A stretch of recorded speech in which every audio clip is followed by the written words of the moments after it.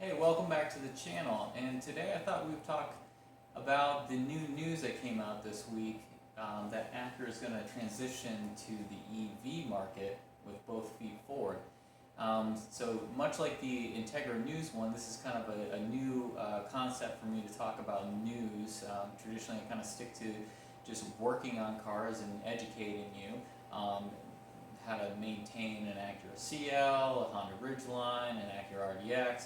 But I did that one post about the Integra, and it was well received. A lot of great comments. I got to interact with a bunch of you.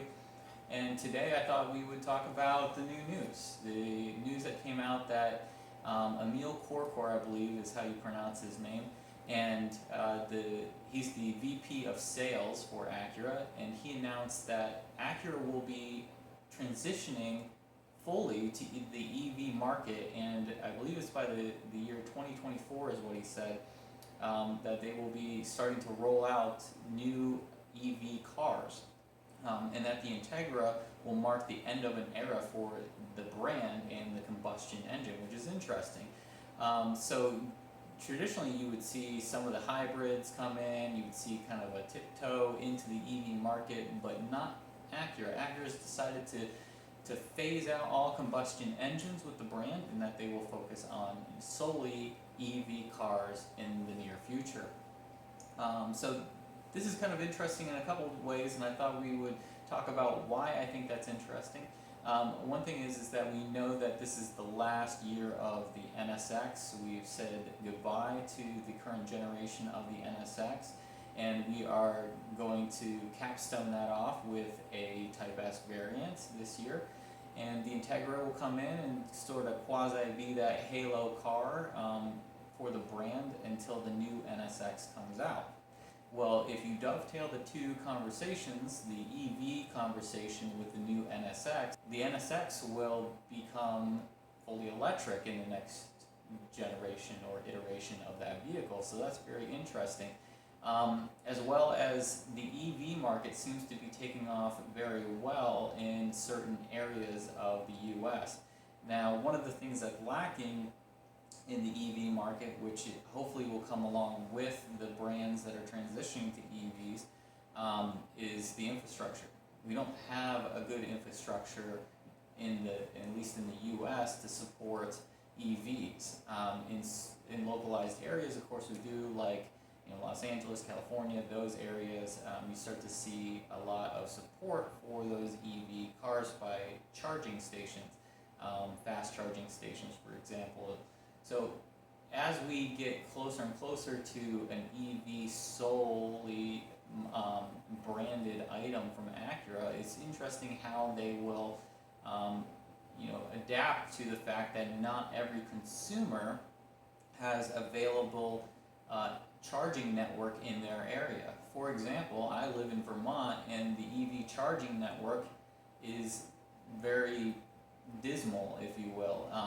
Obviously, the average commute for an individual in my area doesn't dictate that we have to have such a large infrastructure, but it does suggest that if you come to Vermont and visit, because we are more of a vacation state, that your car you may struggle with actually recharging your vehicle. So it's interesting how the brand will, or multiple brands, for example, will have to maybe influence some of that infrastructure placement in some of these rurally placed areas, because I don't think you would want to get to a scenario where your sales are diminished by the fact that you're only offering an EV car and the infrastructure isn't there to support it, because you could see that there would be a decline potentially with vehicles that are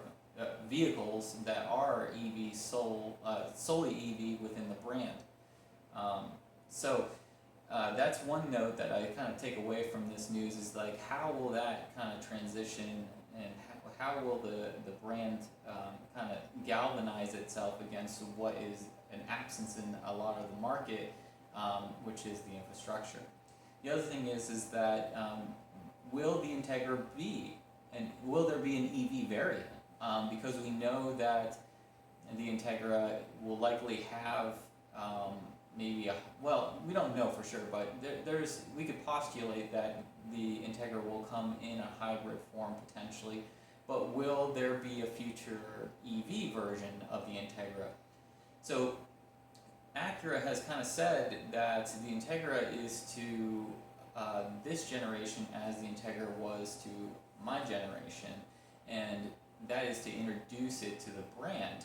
Well, how would you introduce somebody to the brand if you didn't have an EV offering in that platform? So that's kind of what I'm thinking, is that that kind of cracks the door potentially for the Integra to have an EV variant. And will that be the Type S? Because there's a lot of torque and power, as we know, when we talk about EV cars. So it kind of toys with the idea that maybe the Integra might be, or the Integra Type S might be an EV. Now we don't know that for sure. So that's just speculation. And I don't think personally that that's a bad thing either, but I would like to see a Type S that has a lot of power, a lot of sports pedigree behind it, possibly all-wheel drive. And what is the easiest way to get there? Potentially, maybe an EV variant. Maybe not in this generation that we're going to see soon, but maybe in the next generation, that Type S might be an EV. So, interesting thought there. The other thing that I would say about this is that they're teaming up with General Motors. So General Motors has a new platform out that is, positions the batteries in such a way that it makes it very dynamic and nimble, and it's a great kind of platform, so they say. And now we're hearing that Acura and GM have kind of brokered a deal, if you will, to team up, or at least in some way for Acura to use that platform for a future vehicle. So as we learn more about what GM and Acura are doing, we kind of hope that they do it well, because we see other examples that didn't turn out so well. So BMW and the Supra, the Supra is arguably pretty good, but it's not the Supra that we hoped it would be, and that's because it's more BMW-ish than it is Toyota. And so you kind of have to wonder what part of the brand is going to shine through the most. Are we going to see a predominantly Acura branded product in an EV when we see this team up of GM, or will we see a more predominant GM version of an Acura? So that's interesting in itself too, and it'll be curious how they handle that and how they market this come when they start rolling out EV variants of cars within the brand. So I'm interested to hear what you have to say about this. Comment below. Like the last video, I thought that was kind of interesting how we had some dialogue and some interaction, got some takes on what you thought was interesting and what you were looking for, as well as whether you thought it was a good or a bad change for the brand as it came to the Integra. So I'm kind of curious how you interpret the EV news coming out of Acura, and this, will they be able to sustain the brand with infrastructure being in question for the charging network? What are your thoughts about GM teaming up with Acura and vice versa, so that EV platform will come out of a GM kind of engineered product? And just your overall impression of the news that's coming out. So thanks for tuning in. I'm curious to see what you say.